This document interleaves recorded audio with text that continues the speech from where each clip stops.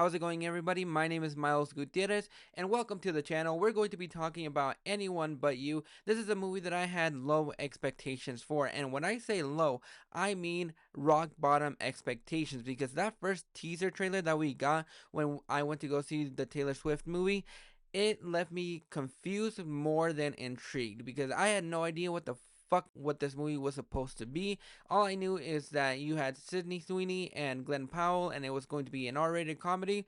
And that's basically the only thing I knew about it. However, that second trailer that we got gave me a little bit more hope that it would be a little bit more charming than what the first trailer got us. So in Anybody But You, you have B and Ben, who aren't really fond of each other after their first date. However, they get reunited at a wedding in Australia, and in order for Ben to make his ex jealous and B's parents lay off trying to set her back up with her ex, they come up with a plan to fake a relationship in order for them to get what they want. And it's directed by Will Gluck, who gave us Friends with Benefits and Easy A, two movies that I really enjoy. And I am somebody that really enjoys rom-com. I am not somebody that needs a partner in order for them to, do you one and I'll do you one.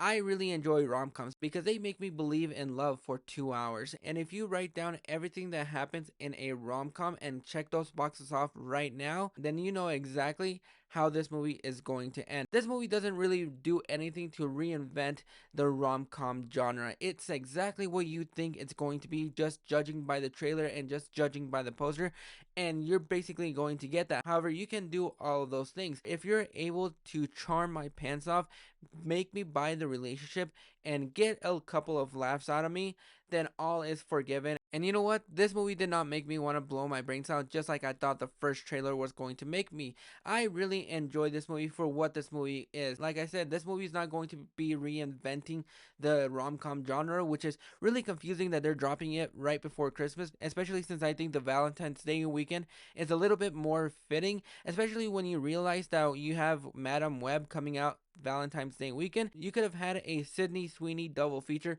with Anybody But You, and then walk into Madam Web, and you could have probably had a good time. And I really had a good time with Anybody But You. It's charming enough. I had a couple of solid laughs. The relationship between Sydney Sweeney and Glen Powell, I think, worked enough to where I could have bought the relationship a couple minutes into the film. It starts off a little bit rocky, and as soon as you get into the plot and you get into their little plan of faking their relationship, I kind of started to buy the relationship a little bit, to the point where I really wanted to see these two get together at the end of the film. I don't think it did enough to bring out the raunchiness in here. It felt like a couple of times they forced that a little bit more into it, because you have a moment in here where Ben's ex just takes off her dress to take out the fire, and you just see her in her underwear. And I am somebody that loves the filthy. I absolutely love it. Love it. I skipped my migration screening for this movie because I wanted to see Sydney Sweeney naked outside of Euphoria. And while I didn't even get that, if you're going into this movie expecting to see Sydney Sweeney naked outside of Euphoria, you're probably going to come out a little bit disappointed, because you kind of get side boob action. That's all you basically get. And so, on those aspects, if that is what you're really looking forward to, well, you're just going to be really disappointed.